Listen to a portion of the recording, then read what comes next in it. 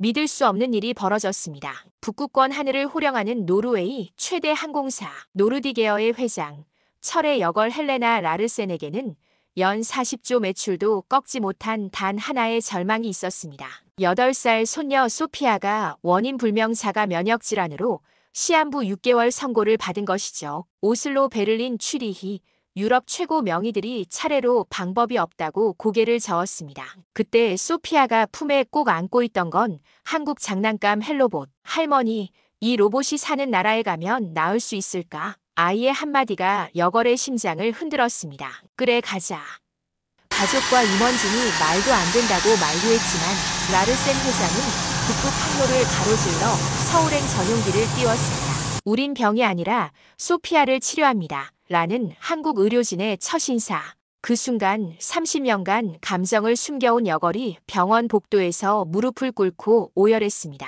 돈과 권력으로도 못 막는 순간이 우리 인생에 찾아옵니다. 가족을 지키는 따뜻한 품격. 바로 그것이 한국 의료진이 보여준 힘이었습니다. 도대체 어떤 비밀 카드가 북유럽 하늘의 여제를 눈물 짓게 했을까요? 지금부터 당신의 가슴을 뜨겁게 할 진짜 이야기가 시작됩니다. 저는 노르웨이 최대 항공사 노르디게어의 회장 헬레나 라르센입니다. 요즘 저는 평생 겪어본 일 중 가장 절망적인 순간을 맞이하고 있습니다. 손녀딸 소피아가 갑자기 쓰러진 건 지난 가을이었죠. 처음엔 단순한 감기인 줄 알았어요. 하지만 열이 떨어지지 않더군요. 우리 가족은 오슬로 국립병원에서 나온 진단 결과를 받았을 때 온몸이 얼어붙었습니다. 자가 면역 질환이었어요. 의사는 말했죠. 소피아의 면역 체계가 자기 몸을 공격하고 있다고. 원인도 모르겠고 치료법도 확실하지 않다며 이런 상태로는 6개월을 넘기지 못할 것이라고 했습니다.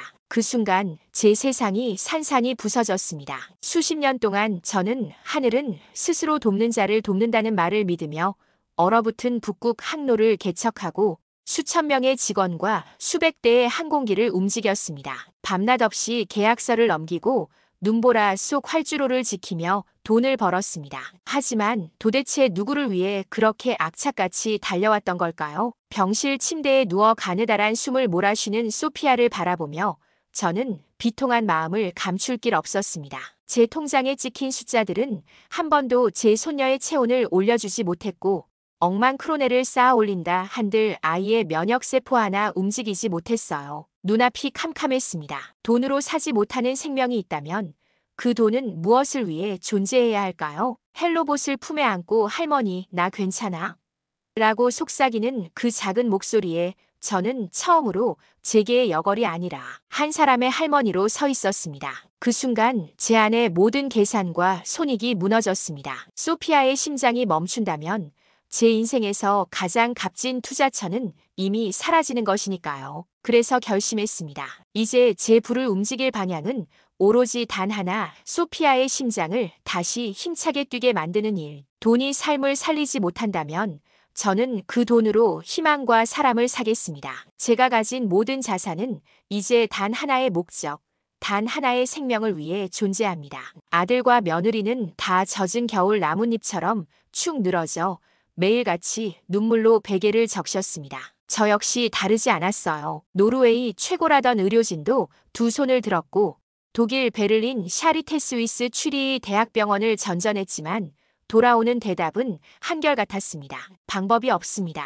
그때마다 희망이란 단어조차 입안에서 모래처럼 부스러졌어요. 그 절망의 한복판에서 뜻밖에도 단 하나의 빛이 번져나왔습니다. 병실 구석에 놓여있던 조그만 한국산 로봇 헬로봇. 소피아는 열에 들떠서도 그 친구를 꼭 품에 안고 있었더라고요. 주사 바늘이 살을 파고들 때면 아이는 로봇에게 작은 속삭임으로 용기를 빌려 견뎠어요. 어느 저녁 창문 밖 겨울 해가 순식간에 사라지던 순간 소피아가 제 손을 잡고 조용히 물었습니다. 할머니, 이 로봇이 사는 나라에 가면 나도 나을 수 있을까? 순진한 질문이었지만 제 심장을 쿵 하고 내려앉게 했습니다. 유럽 최고 권위자들이 모두 고개를 가로젓는 상황에서 잃을 게 더는 없었습니다. 오히려 마지막 남은 모든 것을 걸어야 할 때라고 생각했습니다. 그렇게 저는 결심했어요. 소피아가 사랑하는 로봇이 태어난 땅, 한국으로 가자. 세계의 끝이라도 좋다. 아이가 고개를 드는 단 하나의 가능성이 있는 곳이라면 북극 항로를 가로지르는 전용기가 아니라 지구 반대편 바다 깊숙한 곳이라도 향해야 한다. 그날 밤 제 마음은 그렇게 단단히 닻을 내렸습니다. 임원진들이 회의실 문을 걸어 잠그듯 제 결정을 막아섰습니다. 회장님, 사적인 일로 전사를 비우실 겁니까? 아시아까지 가는 건 상식 밖입니다. 하지만 그들의 숫자와 그래프는 제 손녀의 심장 박동 소리 하나보다 값지지 않았습니다. 소피아의 숨결이 멎는다면 노르디게어의 비행기는 하늘을 날아도 제겐 아무 의미가 없을 테니까요. 결국 저는 조용히 말했습니다. 반대해도 좋습니다. 그러나 저는 할머니로서 남겠습니다. 전용기가 북극권 구름을 뚫고 남하하는 동안 창밖은 새벽빛으로 찢어졌지만 제 마음은 잿빛이었습니다. 정말 한국이 마지막 희망일까? 의심이 파고들 때마다 소피아가 로봇을 안고 보여주던 작은 미소가 떠올랐습니다. 포기할 수 없었습니다. 그 미소를 다시 찾아줄 수만 있다면 내 인생의 모든 항로를 바꿔도 좋았으니까요. 인천공항, 트랩을 내리는 순간 낯선 따스함이 우리를 감쌌습니다. 푸른 조끼를 맞춰 입은 스마트 의료 코디네이터 팀이 이미 줄지어 서 있더군요. 단순한 영접이 아니었습니다. 라르센 회장님, 소피아 양의 최신 혈액 패널과 MRI는 검토를 마쳤습니다. 코디네이터 김민수 씨의 한국어 영어가 귀에 꽂히자 저는 가슴이 저릿했습니다. 누군가 우리를 이렇게까지 기다리고 있었구나. 서울 코어 메디컬 센터에 도착하자마자 만난 이정현 교수의 첫 마디는 제 세계를 전복시켰습니다. 우리는 질병이 아니라 소피아를 치료합니다. 교수는 아이에게 무슨 음악을 좋아하고 어떤 꿈을 꾸는지 묻더니 헬로봇을 보자 활짝 웃었습니다. 이 친구가 소피아의 파트너라면 치료 중에도 함께해야죠. 유럽 병원에서 들은 적 없는 언어, 마음과 동행의 언어였습니다. 곧바로 열린 다학제 회의실에는 의사뿐 아니라 간호사 심리 상담사 영양사까지 둥글게 모여 있었습니다. 빛바랜 환자 차트를 낭독하던 유럽 컨퍼런스와는 딴판이었죠. 모든 전문가가 한 목소리로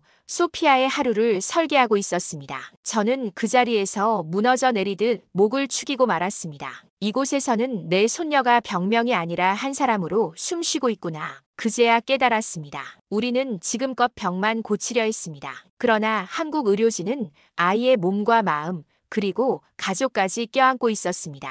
회색 콘크리트 같던 제 가슴 한가운데 따뜻한 불빛이 번져 나왔습니다. 당신들을 만난 게 우리 생에서 가장 큰 행운입니다. 제 입에서 저도 모르게 그런 말이 흘러나왔습니다. 병실 문턱을 넘어가는 순간 제 가슴이 저릿하며 눈시울이 뜨거워졌습니다. 벽에는 소피아가 사랑하는 북극 바다빛 파란색과 봄 아지랑이 같은 연두색으로 물들어 있었고 침대 머리맡엔 헬로봇을 닮은 작은 로봇 친구들이 일렬로 서서 어서와 라고 속삭이는 듯 보였습니다. 그 따스한 환영 앞에서 유리관에 갇힌 듯 얼어있던 아이의 두 눈이 반짝이며 처음으로 활짝 웃어주었습니다. 전담 간호사 정수연 씨는 주사를 놓는 손보다 이야기를 건네는 입술이 먼저 움직이는 사람이었습니다. 그녀는 소피아야, 내 친구들이 벌써 모험을 시작했더라며 로봇들을 주인공 삼아 작은 연극을 펼쳤고 아이는 웃음 섞인 숨결로 치료실을 동화나라로 바꿔놓았습니다.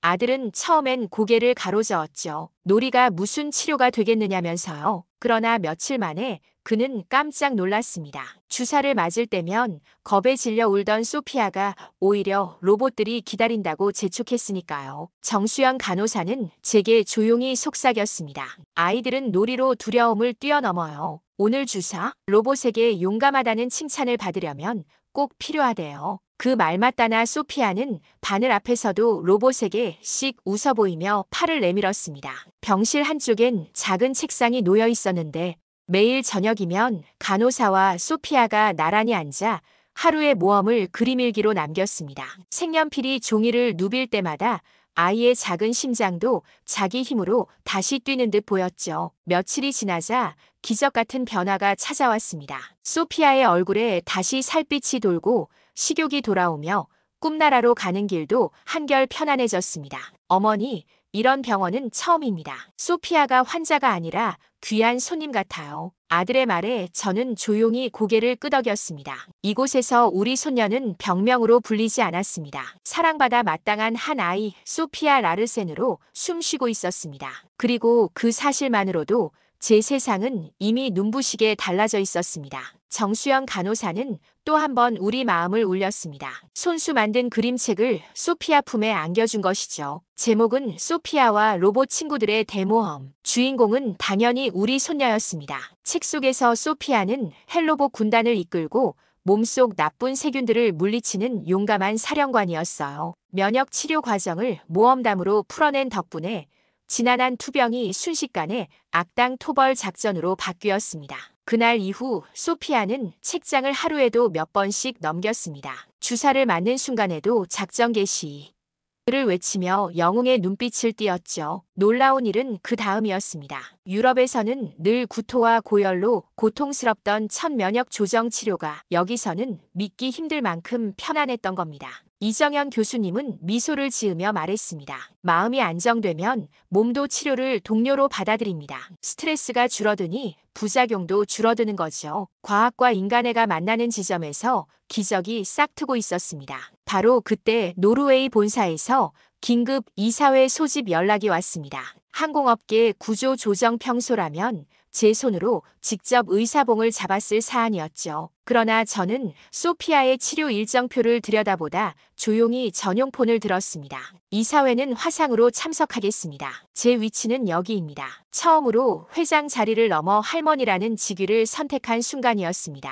아들은 놀란 눈으로 물었어요. 어머니, 정말 괜찮으세요? 그러나 제 대답은 단호했습니다. 소피아가 회복되는 모습을 바로 곁에서 지켜보는 것.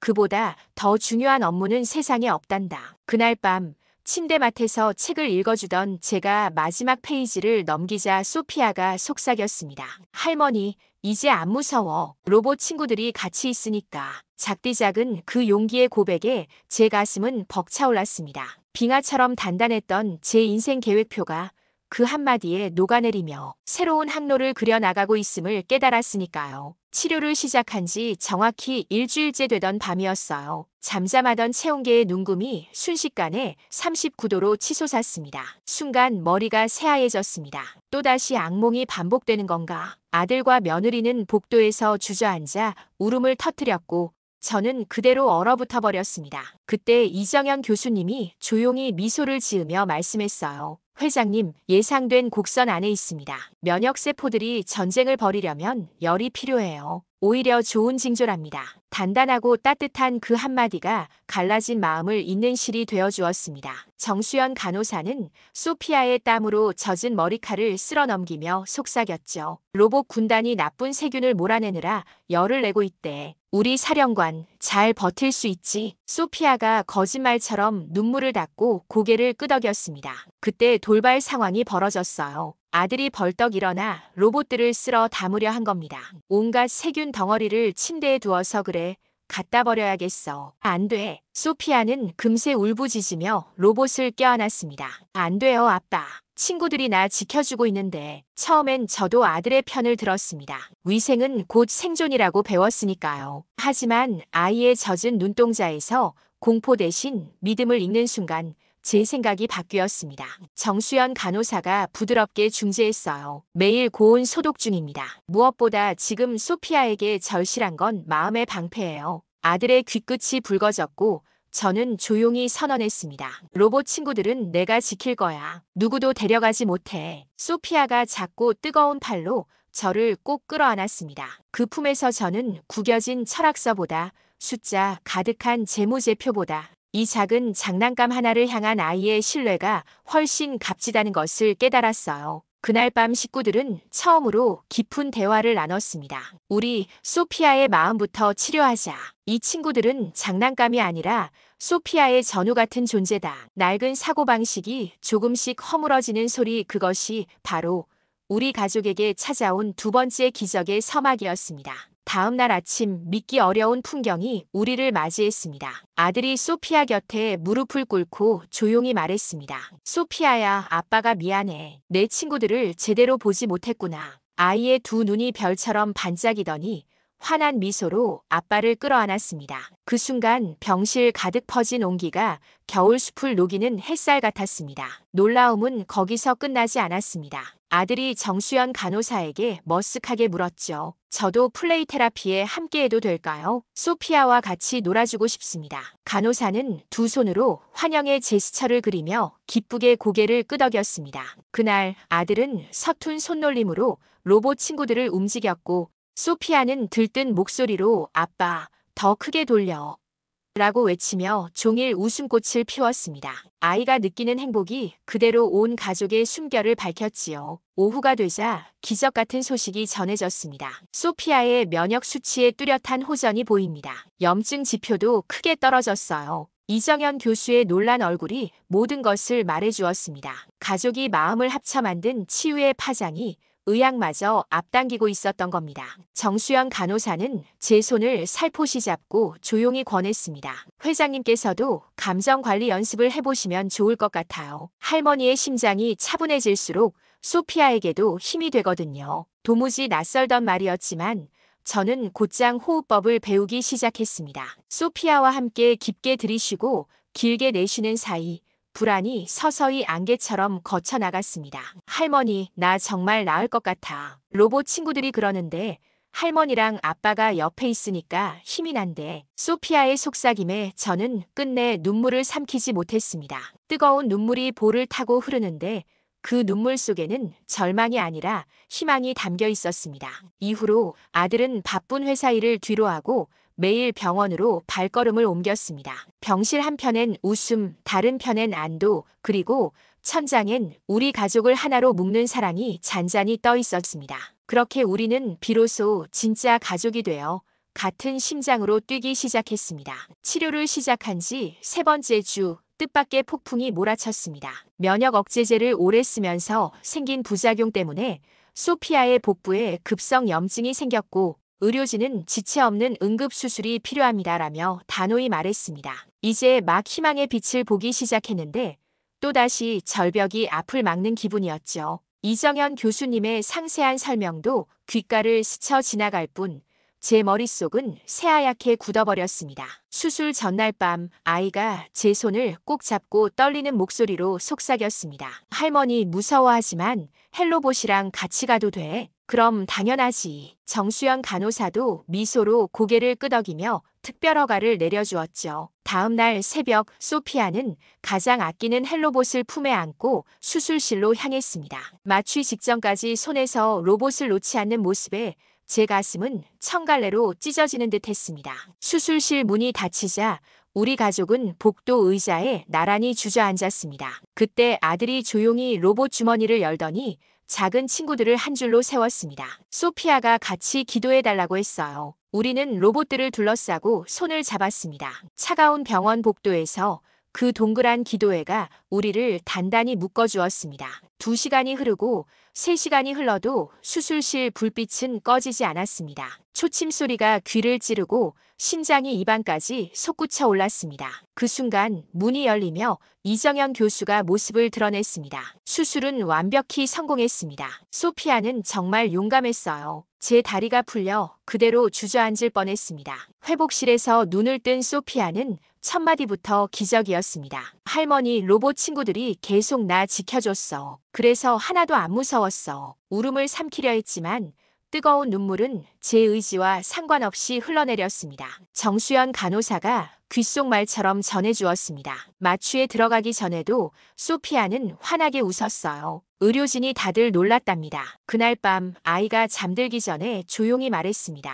이제 정말 나을 수 있을 것 같아. 그 목소리에 담긴 믿음이 제 가슴을 두드렸습니다. 저는 확신했습니다. 우리 소피아는 반드시 이겨낼 것이다. 수술 이후 우리 가족의 관계도 완전히 새로 태어났습니다. 아들은 하루도 거르지 않고 병실에 와서 소피아와 나란히 앉아 색연필을 쥐었고 며느리는 정수연 간호사에게 배운 놀이치료법을 집까지 가져가 아이와 이어졌습니다. 그렇게 우리 셋은 그림 속의 웃음을 놀이 속에 사랑을 칠해 넣으며 서로의 빈자리를 메워갔지요. 그 결과는 기적 같았습니다. 소피아의 면역 수치는 정상 영역에 안착했고 자가 면역 반응은 눈에 띄게 잦아들었어요. 이정현 교수님은 진료 차트를 내려다보며 고개를 저었습니다. 무엇으로 설명해야 할까요? 가족의 사랑이야말로 최고의 처방전인 듯합니다. 그 말을 듣고 저는 가만히 생각했습니다. 이 은혜를 우리 가족만 간직해서는 안 되겠다. 바로 노르웨이 보건부 장관에게 전화를 걸어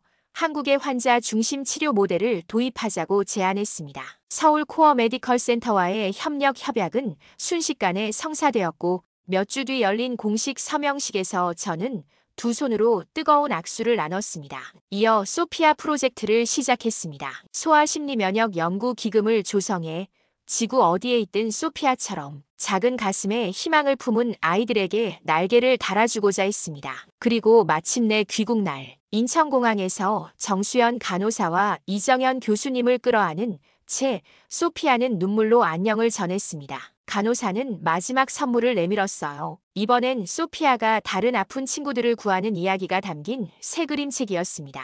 비행기에 올라탄 소피아가 제 손을 찍어 누르며 속삭였습니다. 할머니, 나도 커서 정수연 선생님처럼 아픈 친구들을 도와줄 거예요. 로봇 친구들이랑 함께. 그 목소리에 가슴이 벅차올라 창밖 북극 하늘이 흐려 보였습니다. 지금 소피아는 완전히 건강해져 학교 운동장을 종횡무진 뛰어다닙니다. 헬로봇을 가장 친한 친구로 여기고요. 틈만 나면 한국 언제 또 가요? 하고 묻습니다. 돌아보니 이 여정이 우리 가족에게 가르쳐준 진실은 하나였습니다. 진짜 치유는 약이나 칼이 아니라 사람에게서 나온다는 것. 서로를 끌어안아주는 사랑. 따뜻한 관심, 함께 뛰는 마음, 그 무엇보다 강력한 처방이었음을요. 이제 저는 소피아 프로젝트를 통해 그 사랑을 세계 곳곳에 전하고 있습니다. 작은 손길 하나가 또 다른 기적을 키우길 바라면서요. 오늘 영상은 여기까지입니다. 영상이 좋으셨다면 구독과 좋아요 눌러주세요.